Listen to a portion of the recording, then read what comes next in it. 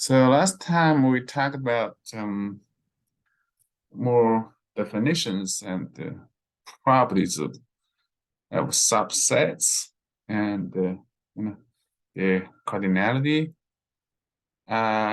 We just continue with the same topic with this section about the sets, subsets, and set operations. This is a big section, a large section, or non-section.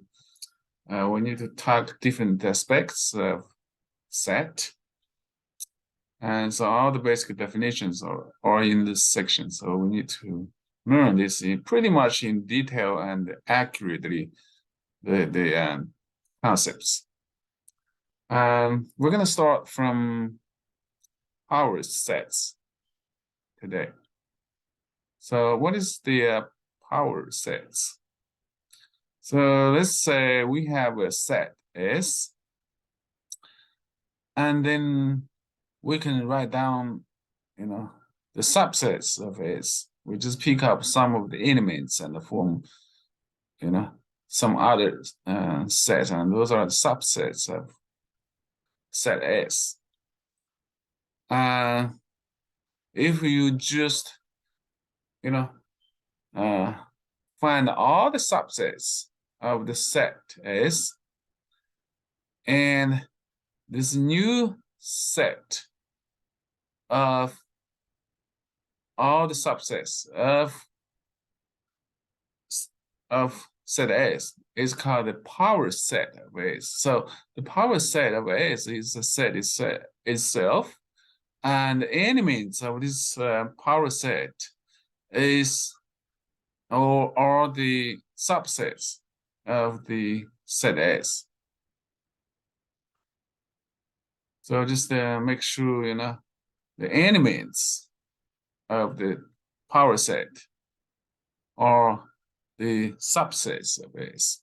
So in other words, a set A belongs to the power set of S exactly when A is contained in set S. Remember the, symbols we use in here, When we say an element of a set, we use this belong to. And when we talk about subset, we use the container symbol. Okay, so let's just start from some easy examples. Let's say the set S is a set of 3 numbers, 1, 2, 3, so 3 elements.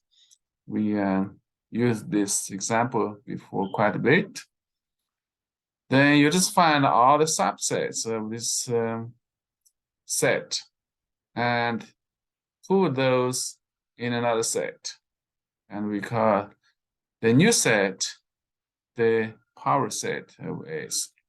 So what are the subsets of this set S? Obviously, the empty set is always the subset of any set, including the empty set itself. Okay, so that's for sure is included in the power set as an element. Well, then you can pick up one element from S and form 3 different subsets. So the subset of, one element with 1 as the only element, and the subset of 1 element with 2 as the only element, and the subset with 3 as the only element. Okay, but we can also pick up 2 elements randomly from the set S and form subsets. For example, we can pick up the numbers or elements 1 and 2 from S and form a subset of it. So that becomes a subset with 2 elements, 1 and 2. We can also pick up 1 and 3 from S and form a subset. So that's another subset of S with 2 and 3 as the elements, or we can pick up 1 and 3 from the original set S and form another subset set. So we got a bunch of subsets, and that's all we can do for 2 elements. And we already did the subsets of 1 element, and that's all of those. And then we still have one more, that's the S itself. It is also a subset of itself, remember? So these are all the subsets of S. And we put it together and form another set with those subsets as elements. And then we see how many subsets we have. 1, 2, 3, 4, 6, 4, 5, 6, I'm sorry, 7, 8. So there are 8 elements in this power set of S.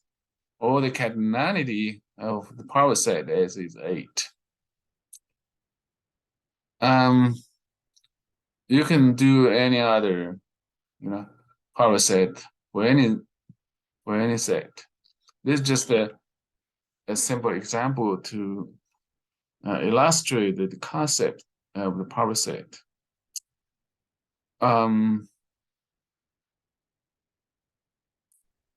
Well, when you find power set of any set, you always do it in a similar way. You start from the empty set, and then you list all the subsets with only one element from S, and then you list all the subsets of S with 2 elements and so on. So until you end with the set itself, then in that way you can include all the subsets of S, and that will give you the power set of S. All right, and you're not going to miss any subset in that way. It saves time, and they will not miss any subset. Okay, so we know this subset with we know this set S with 3 elements has 8 subsets, or the cardinality of the power set of S is 8. And it turns out there is a rule to find the cardinality of the power set of any set. So if the cardinality of set S is n, that means you have n elements in a set, in a given set. Then when you form the power set of this set, then you're going to find 2 to the n subsets, or the cardinality of the power set of the original set is 2 to the n. For example, when n equal to 3, as in the set S, 3 elements, and then the cardinality of the power set of S will be 2 to the 3, which is 8, as we already know. So, there are 8 subsets coming from the original set S. And this is easy to prove, although I didn't write down it here, when you try to find the number of subsets of a given set, you just pick up any element, but for each element in the given set, you can choose either to include in the subset or not. So there are 2 different ways to form a subset for each element in set S. So then if you do it for all the elements in the set S, then you're going to have 2 to the n choices. Each element has 2 choices, and you have n elements in the given set. So you have 2 to n different choices to form or to make a subset. So that means there are 2 to the n subsets from the origin set. So it's pretty easy to prove anyway. And each of them, when you pick up, you know, in this way, each of the choices will be different. So each of the choices will give you a different subset. So that's why the cardinality of a given set with cardinality n is 2 to the n. So for example, let's just do another simple problem. If we have another set U, it has 2 elements, the element of number 1 and the element of the empty set. So remember, empty set is still a set. So it can be an element of any set. And in this set, we have different types of elements in this set. We have the number 1. That's not a set. And we have a set as an element in this set U. So you can put anything you want into a set. So then let's say we want to find the power set of this set U. So how do we do it? Okay, as I said before, the empty set is always a subset of any set. So start from the empty set in the power set S, and the next choice will be picking up only one element from U. Okay, so if you do that, you're gonna find 2 subsets. One subset contains number 1, and the other subset contains the empty set phi. Okay, so you can see this is set with the element of empty set, and it's different from the empty set itself. Remember, this set has one element in it, and the empty set does not have anything in it. Okay, and it's still a subset of this U. All right, so these are all the subsets with one element of U. Then the only choice left is just U itself. If you try to find a subset of U with 2 elements, that's just U itself, because U only has 2 elements itself. So that's all the subsets of the power set of U. So how many elements are in this set P? 1, 2, 3, 4. So that's 4. So the cardinality of the power set of U is 4. And we know the cardinality of set U is 2. There are only 2 elements in the set U. And by the way, the cardinality means the number of elements in the set. And the cardinality of the power set of U is 4, and you can write it as 2 squared. So that's just another example confirming the theorem.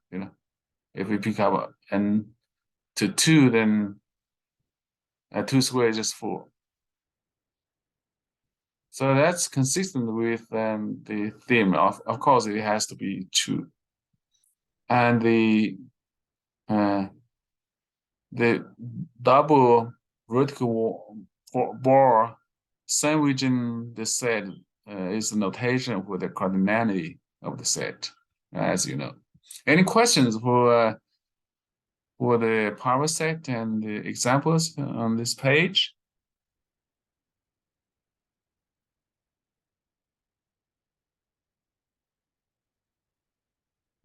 If not, let's just go to the next page. No, I don't have any questions. All right. Jawan, is it good? Okay. So the next thing is called the units. Yeah, I'm fine. It just Zoom was acting real crazy, but I'm good. Okay, yeah, just ask me anytime, interrupt me anytime because I want to make sure these things go smoothly in your mind.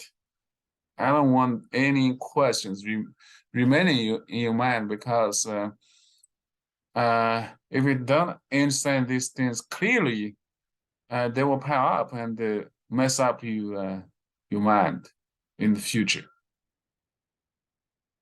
and you will have a lot of trouble to understand the material for the whole course.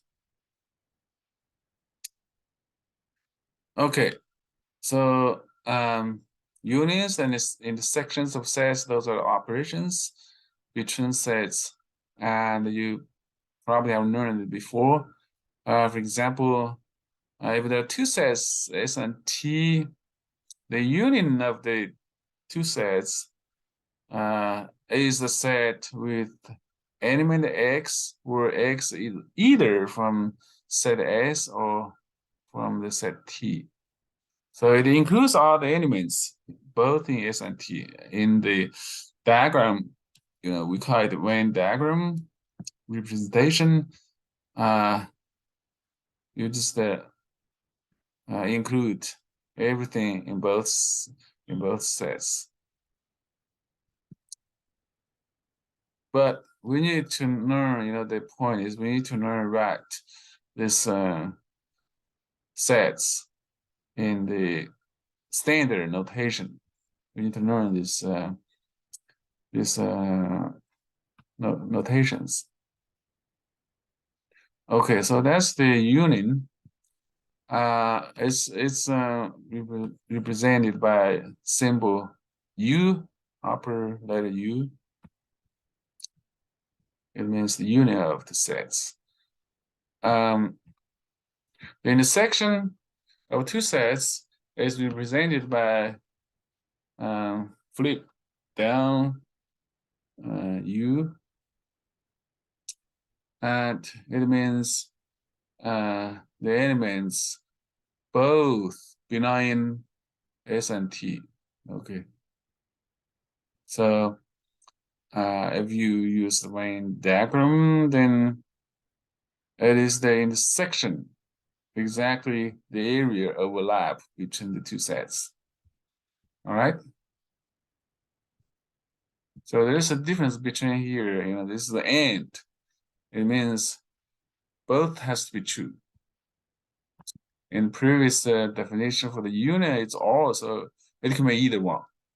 If either is true, then the whole thing is true.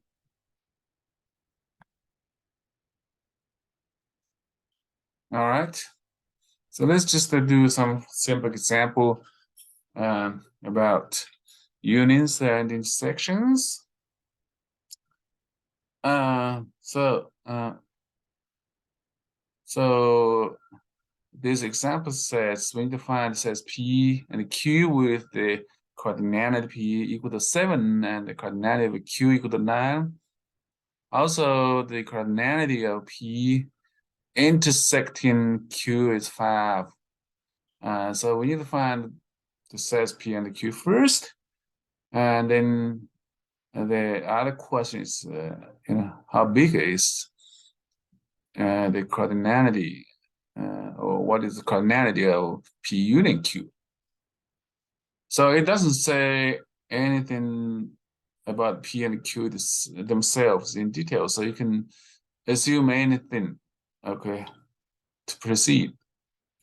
For example, we can let P be the set of the numbers 1, 2, 3, 4, 5, 7, 7 numbers, so that the condition in the problem, given the problem, is agrees with the conditions in the problem. Or you can put anything else, A, B, C, D, E, F, G, for example, as the elements, each letter as an element. It doesn't matter in here. But it's more convenient to use numbers, you know. And the other set Q has 9 elements, so you can put 9 numbers inside this set Q.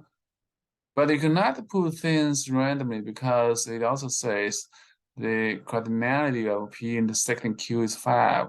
So that means P and Q have common elements. Have 5 common elements. So why don't we just pick up the first 5 numbers in P and put in Q so that the intersecting set has cardinality 5. And then we can add 4 more numbers so that the cardinality of Q is 9, so that it has 9 elements. And those 4 numbers must be different from any number in P. Okay. We already have 5 numbers in common, so we cannot have any more numbers the same in common. So let's just put 8, 9, 10, 11. You can put any numbers. You know, we just jump with this 6 and 7, so that they are different from the numbers in P. So then all the conditions in the problem are met. Okay, so this makes it much easier to start when we write down things explicitly. So then we found these 2 sets P and Q. As I said, you can also use letters, but it really doesn't matter. Okay, so then the other question is, what is the cardinality of P union Q? So we just put the P and the Q together and see how many numbers in it. If you do that, you can see, you know, we have all the numbers up to from 1 up to 11. If you look at it. And we don't have to write down things 2 times, you know. 1 appears 2 times. We just write it once. That's the convention for the set notation. So then how many numbers are in this P union Q? 11, obviously. So the cardinality of P union Q is 11. Any questions about this example? Just make sure you know how to. I'm good. Just make sure you know how to start when you see these kind of problems. That's the point. The problem itself is not really difficult, but sometimes you should find a way to start. That's the big part in some problems. Okay, so no question, and let's just do more and operations of sets. So this is the last topic of this section. It's called complements and differences. I don't know if you learned before or not. You probably did. Okay, we start from a difference of 2 sets TNAs. So you have 2 sets TNAs. If I write down T minus S, the difference of TNAs, it means the elements which are in T but not in S. So in other words, you have to take out the elements in T that are in common with S. Okay, in Venn diagram, you just take out everything both in S and T from T. So what is left is just this part on the left.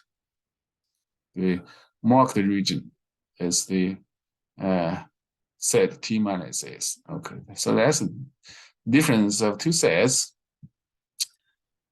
And the other thing, it's called the complements. We can talk about it later. Let's just do one example or two to find the difference of two sets. So let's say S is the set with numbers 1, 2, 3, 4, 5, 7, 7 numbers, and T is a set of 4 numbers, which are 6, 7, 8, 9. So how do you find S minus T? The difference of S and T is just the set of S with the elements or numbers taken out that are common in S and T. So what are the common elements or numbers in S and T? 6 and 7. So if you take out those two numbers from S, what is left? Just the set of numbers 1, 2, 3, 4, 5. And that will be the difference of S and T or S minus T. Okay. Now, if you write T minus S, then what does it mean? It means you start from the set T and drop the elements in common with S. Again, the elements in common with for the two sets are 6 and 7. So you just drop 6 and 7 from T, and you just left with 8 and 9. So T minus A is just set with two elements, 8 and 9. So you can see they are totally different. S and T and T minus S minus T and T minus S, they are not the same thing.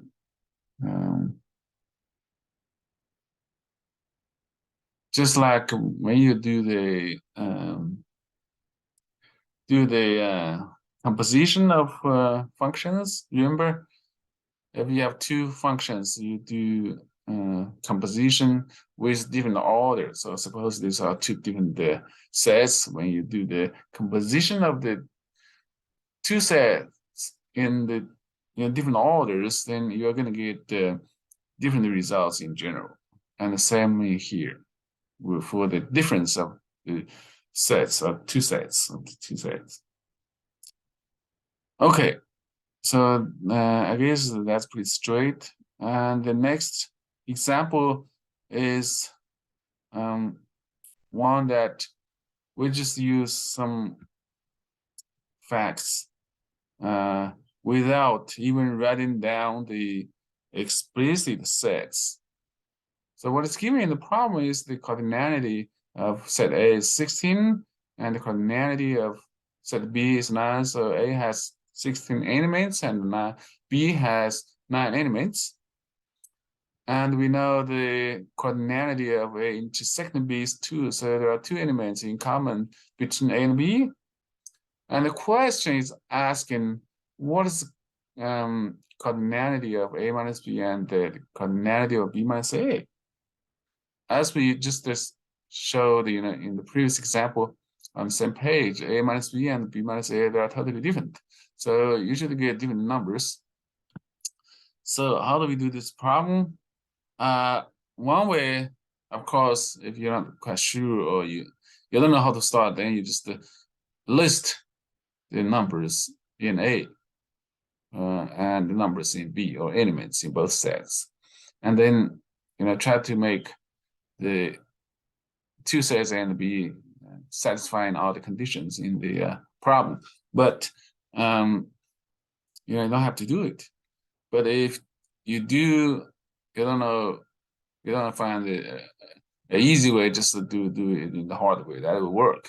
For example, you can let A to be the numbers from 1 to 16 and B, some 9 numbers, but make sure there are 2 numbers in common, is A and B, and then you find A minus B and B minus A as we did in the previous example. But there's a short way to do it. What's the short way? So we need to find the cardinality of A minus B. So what it means by A minus B, it means a set that coming from A, but not including any elements in B. So what you need to do is just taking out all the elements in common between A and B. So we know there are 16 elements in A, and there are 2 elements in common between A and B. So we need to take out those 2 common elements from A, and then we will get A minus B. So if you take out 2 elements from 16 elements, you'll get 14 elements. So that's what's left in A minus B, isn't it? Now, the next question, you want to find the cardinality of B minus A, so you need to find how many elements in a set of B minus A. So this time you start from set B, which has 9 elements, and then you take out, the elements in B and in A. And we know there will be 2 elements in B that is also in A. So you just take out 2 elements from 9 elements, you get 7. So the cardinality of B minus A would be 7. Does it make sense?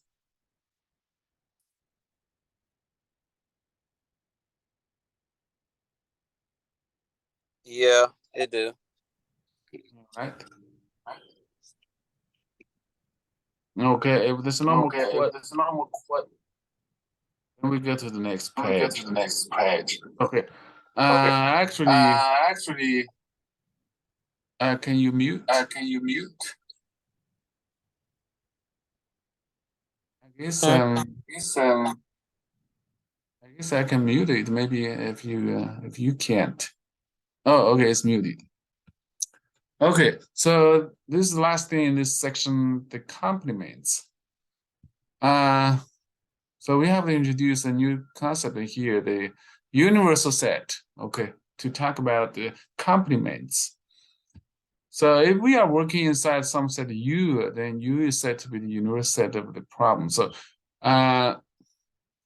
what is the universal set? Okay.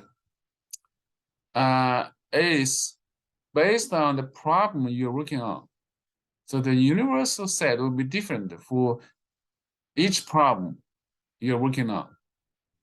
For example, if the problem is about integers, then the universal set will be the set of integers. If the problems involves real numbers, then the universal set will be the set of real numbers. Or if the problems involves even imaginary numbers, then the universal set will be the set of complex numbers.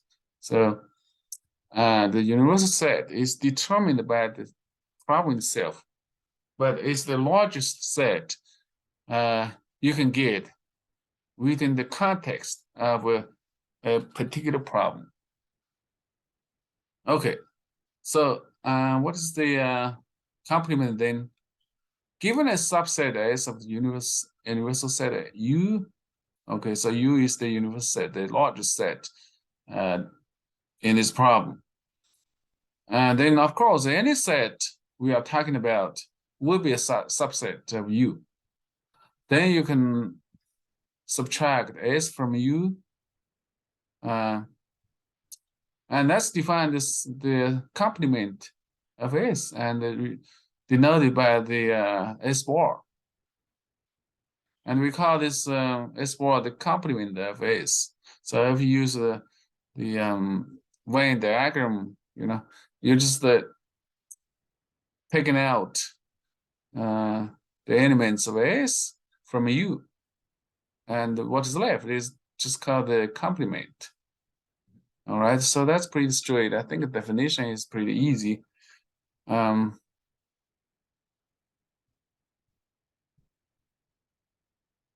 the book, they use the box as the universal set. I use the disk as the universal set, and use the box as a subset. It really doesn't matter. Okay, just the Venn diagram you can draw it in any way. Okay, so let's just do one example about the complements.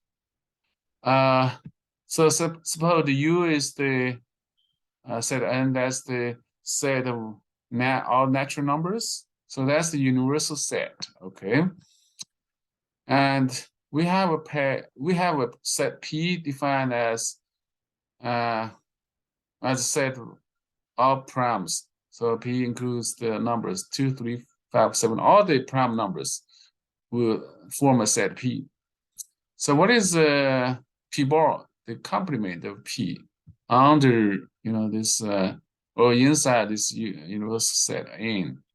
So you just take out all the primes from the natural numbers, right? So what is left?